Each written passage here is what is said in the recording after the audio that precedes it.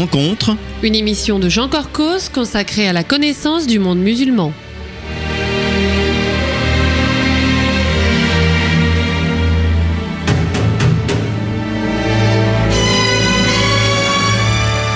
Bonjour amis auditeurs, Jean Corcos au micro pour ce pré-enregistré réalisé le 10 mars 2016. Nous allons parler aujourd'hui d'un nouveau livre, À la recherche d'un islam de France. C'est publié aux éditions L'Harmattan et j'ai le plaisir de recevoir son auteur. Bonjour Gérard Felous. Bonjour Jean Corcos. Alors Gérard Felous, vous avez été très longtemps journaliste dans différents médias et cela se sent dans cet ouvrage car vous avez su chercher et trouver une impressionnante documentation.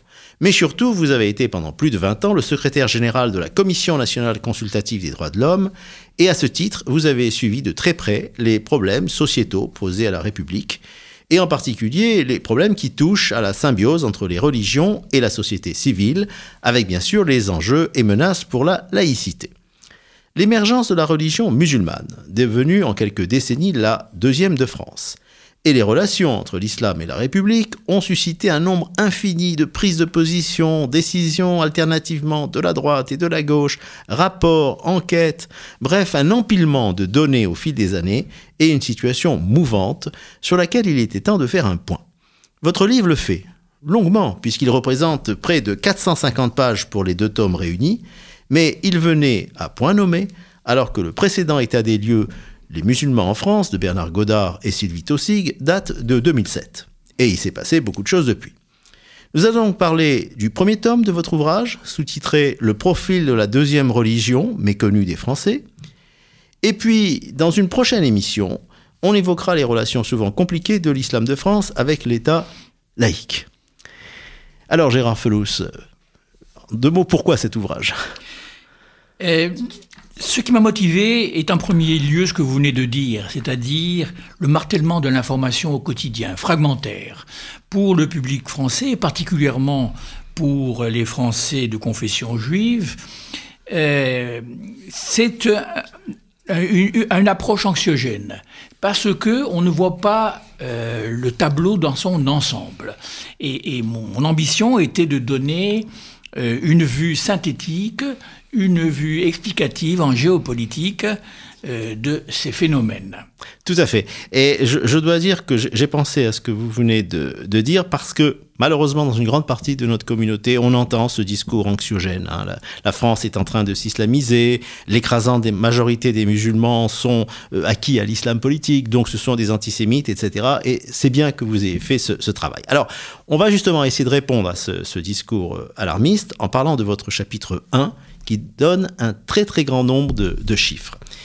Je dois dire qu'on est un peu perdu quand on essaye d'aborder l'aspect démographique. Au début des années 2000, le Haut Conseil de l'intégration parlait d'un peu plus de 4 millions de personnes d'origine musulmane, chiffre repris par la démographe Michel Tribala en 2008. Donc 6% à peu près de la population totale. Des enquêtes en 2011 reprennent ce chiffre. Mais alors pourquoi le recteur Boubaker, qui parlait au rassemblement de l'UOIF en avril 2015 et qui réclamait la construction de 2000 mosquées en 2 ans, a parlé de 7 millions de musulmans. Alors justement, nous sommes au cœur du problème avec votre question. Pourquoi ? Parce que ce que nous évoquions à l'instant, c'est-à-dire cet aspect anxiogène autour d'un problème, est né tout simplement, et pas seulement sur ce sujet, de l'ignorance et de la méconnaissance d'un phénomène sociologique. C'est générateur de peur, de fantasmes, qui, du reste, par parenthèse, n'oubliez pas, alimente l'extrême droite et tous les extrémismes.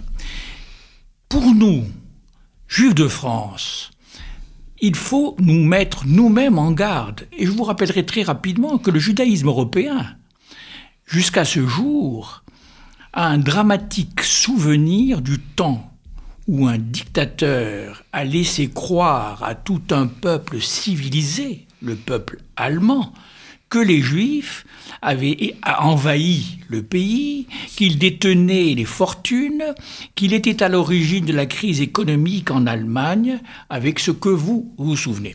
Et donc, mon premier objectif est d'aborder ces problèmes avec le plus d'objectivité possible et de faire échec, à l'ignorance et à la méconnaissance.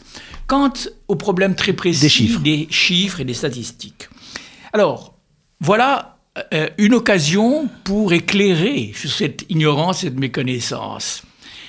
En matière de religion, en matière d'appartenance religieuse, il y a une constante dans la Constitution française, c'est qu'il est interdit dans les statistiques, dans les enquêtes, de demander la religion. Absolument. Donc, on en est à quoi?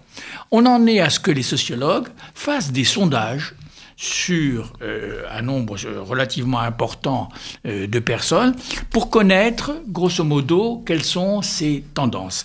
Et ce sont ces sondages qui sont approximatifs, qui ne sont pas exacts, que nous utilisons dans cet ouvrage. Alors, est-ce que cette impression de grand nombre, cette tendance à gonfler les chiffres, n'est pas liée quand même à quelque chose que vous évoquez dans votre livre, c'est-à-dire une pyramide des âges très différente pour la population d'origine musulmane et pour le reste de la population? En gros, c'est une population plus jeune.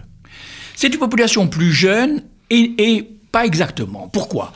Parce que c'est une population, n'oubliez pas, issue d'une immigration du travail. Dans les années, les 30 glorieuses en France, économique, on a fait appel massivement à des travailleurs musulmans, à des travailleurs maghrébins. C'est lorsque ces familles, avec le regroupement familial, sont venues s'installer en France, que l'on voit que les enfants, maintenant, sont devenus français, et c'est d'eux qu'il s'agit. Alors, Gérard Felous, on apprend dans votre livre que pour 78% des personnes donc d'origine musulmane, 78% disent que leur religion occupe une place importante dans leur vie, alors que ce n'est le cas que pour 24% des catholiques. Et puis vous donnez dans le livre un certain nombre d'indicateurs qui montrent que depuis 25 ans, la religiosité chez les musulmans a augmenté. Je donne des exemples: baisse de moitié de ceux qui se disent sans religion, augmentation de la consommation de la viande halal, respect du ramadan, etc. Est-ce que c'est un phénomène national ou est-ce que c'est plutôt concentré dans certains quartiers et cités? Non, c'est un phénomène national et même c'est un phénomène européen. Et il le concerne, et c'est pour cela qu'il faut avoir cela à l'esprit, qu'une génération ou au plus 2 générations. La religiosité est une façon d'affirmer son identité culturelle, son identité communautaire, et même si la religion n'occupe pas dans les cœurs... C'est très important ce que vous dites. Dans les cœurs. Et donc on le vérifie. Et je vous renvoie très rapidement, en l'occurrence, au judaïsme. Nous avons eu, dans l'histoire des Juifs de France, lorsque les Juifs sont arrivés d'Afrique du Nord ou d'Europe centrale, un phénomène semblable. Il a fallu attendre une génération ou 2 générations pour que la religiosité s'efface progressivement pour atteindre la moyenne nationale. Alors, il nous reste que 3-4 minutes avant la pause publicitaire. Moi, je voudrais aborder maintenant ce que décrit le livre, donc page 44 et suivante, donc les grandes fédérations musulmanes qui existent. Très rapidement, la Fédération de la Grande Mosquée de Paris, qui est historiquement liée à l'Algérie, le Rassemblement des musulmans de France, qui est lié au Maroc, mais il y a aussi l'UOIF, proche des frères musulmans, le Comité de coordination des musulmans turcs de France, dont les imams d'ailleurs viennent tous de Turquie, mais il y a aussi le Tablir, on dit que ce sont des salafistes mais pas dangereux, quiétistes, la Fédération des associations d'Afrique, des Comores et des Antilles, etc., etc. Est-ce que, très rapidement, cet islam qu'on appelle consulaire, c'est-à-dire c'est un islam où des pays étrangers veulent garder la mainmise sur leurs originaires, va pouvoir continuer longtemps alors que la majorité des musulmans de notre pays y sont maintenant nés? Non, ma réponse est non. Nous sommes dans une phase transitoire, dite d'islam consulaire, et l'objet de mes 2 livres est justement de montrer que nous sommes à la veille de l'émergence d'un islam de France, et non plus d'un islam en France. Voilà, c'est toute la différence. Est-ce que... quand même le relatif succès de l'UOIF, qui est bien implanté dans certaines régions, qui contrôle des mosquées assez importantes, est-ce que c'est pas en partie lié justement à son affichage indépendant, officiellement indépendant de certains pays arabes? Alors, c'est exact. L'UOIF est une émanation des frères musulmans. Les frères musulmans sont implantés dans un grand nombre de pays arabes. On en trouve en Égypte, on en trouve aussi en Tunisie, bien sûr, etc. Et dans d'autres pays. Et donc c'est un phénomène plutôt à l'intérieur même de la Oumma, de l'islam en général, et non pas dans la France. Et ils ont développé des méthodes assez agressives qui, je rappelle, ont échoué dans les pays musulmans eux-mêmes, dans les pays arabo-musulmans. Il y a eu la violente réaction en Égypte, en Tunisie, etc. Et donc, le phénomène de l'UOIF est appelé, à mes yeux, à s'estomper pour disparaître. Parlons maintenant, Gérard Felouz, s'il vous plaît, de l'aspect financier, parce que c'est toujours le nerf de la guerre. Le nombre des lieux de culte musulmans a doublé en 20 ans. Il y en a à peu près 2300. D'ailleurs, la majorité ne sont pas des vraies mosquées. Ils n'ont pas des grandes surfaces, une architecture visible avec des minarets. Non, il y a moins de 100 mosquées réelles. Comment les financer? Parce que la loi de 1905 interdit de subventionner les religions. Donc, quels sont les biais qui ont été utilisés par de nombreuses mairies? Alors, avant de parler des mairies, si vous voulez bien, Jean Corcos, il faut dire le poids de cet islam consulaire sur le financement. Tout simplement, chacun des pays originaires, deuxième ou troisième génération, estime que le musulman qui est français lui appartient encore. Pour le Maroc, par exemple, les Français musulmans d'origine marocaine sont toujours des Marocains, voilà. etc., etc. Deuxièmement, une intention de ces pays est de dire que l'une des ressources financières intérieures pour ces pays est l'argent des immigrés.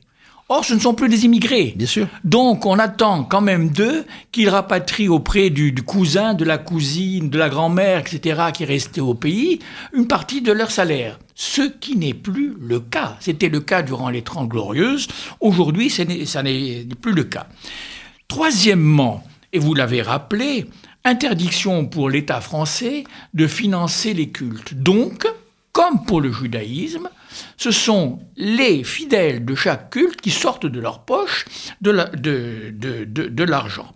Mais il y a une espèce de course de vitesse. Le Maroc veut construire la mosquée la plus grande avec les finances.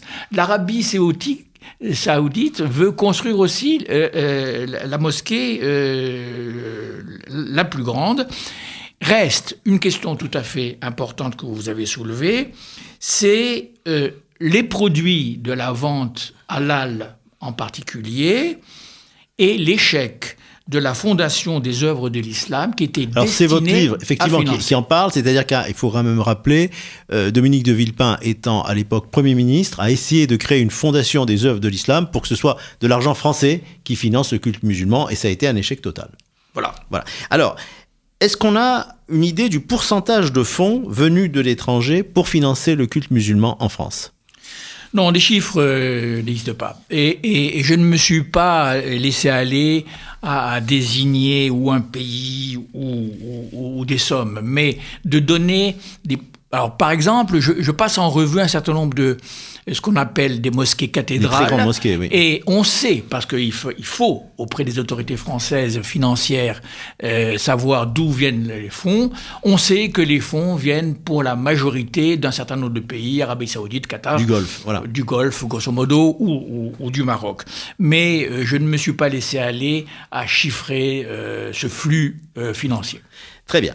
Alors, Gérard Felouz, on entend en France une critique récurrente, à savoir que les autorités religieuses musulmanes ne se démarquent pas assez des mouvances djihadistes, ou en tout cas de leur idéologie. On l'entendait surtout d'ailleurs avant les terribles attentats de 2015, où c'est vrai qu'il y avait un silence assez gênant.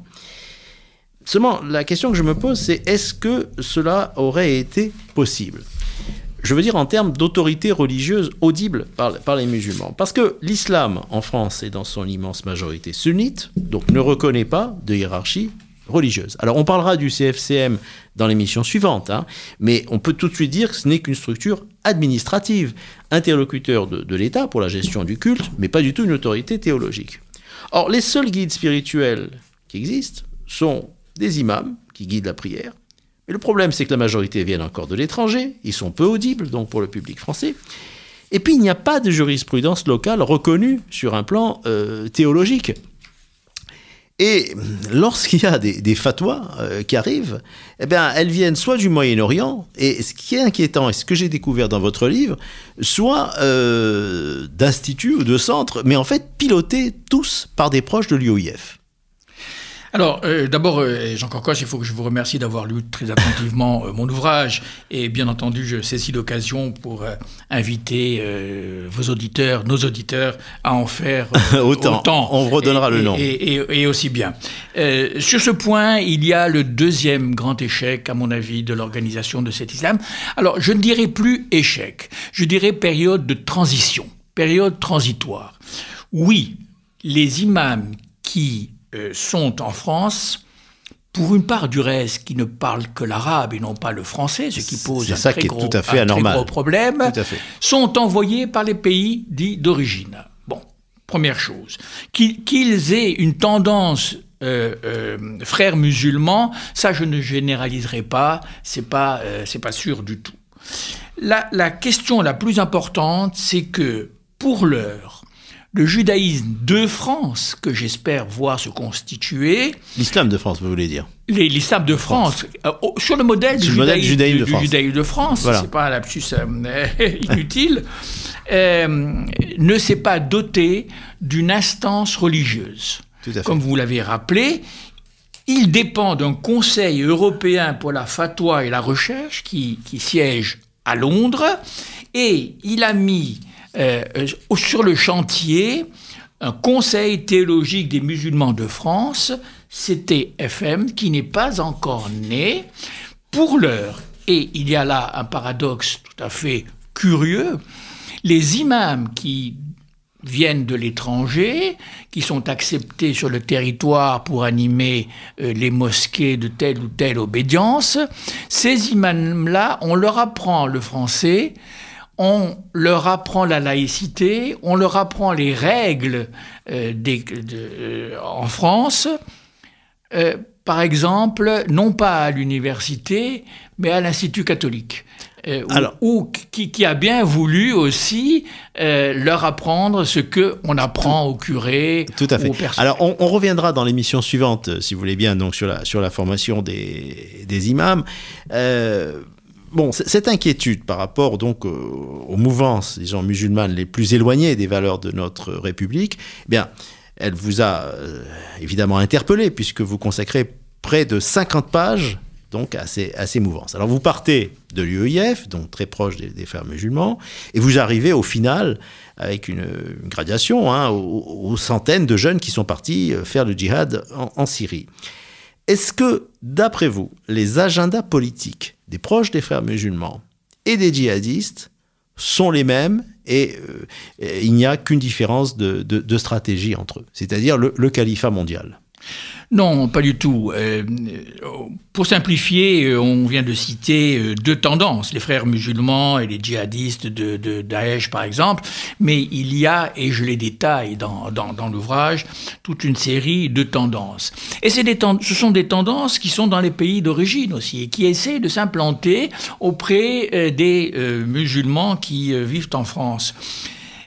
Mais il faut rappeler, dans les statistiques, dans les chiffres, dans les enquêtes sociologiques, que la majorité des Français de confession musulmane ne sont pas sensibles aux salafistes, ne sont pas sensibles aux frères musulmans. Seule une minorité. Et c'est ce qui fait peur aux Français, c'est ce qui fait peur aux Juifs de France, c'est qu'il y ait une minorité qui soit perméable. Très dangereuse et très nocive. Perméable, mais n'oublions jamais, nous qui sommes en contact avec les musulmans de France, que la majorité d'entre eux sont imperméables à ces dogmes extrémistes.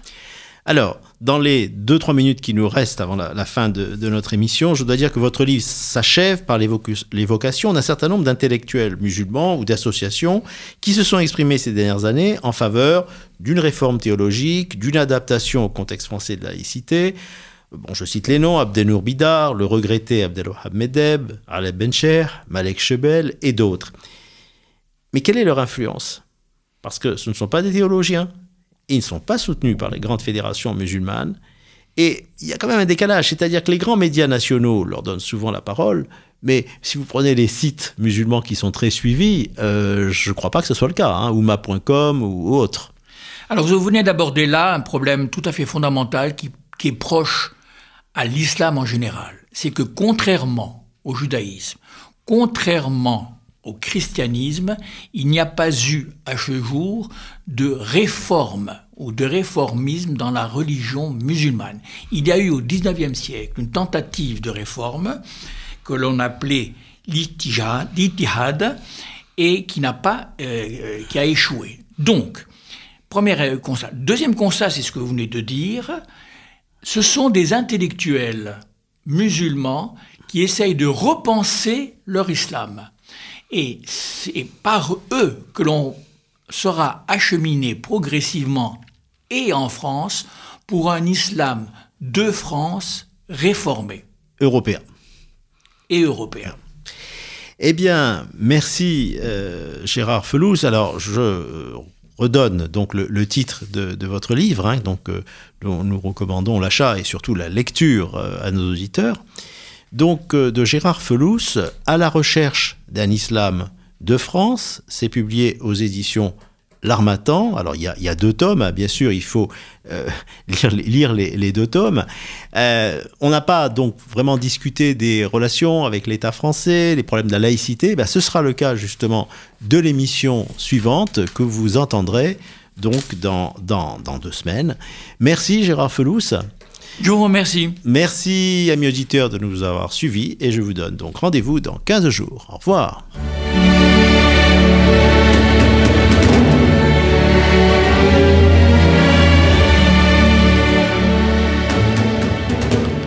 Rencontre. Une émission de Jean Corcos consacrée à la connaissance du monde musulman.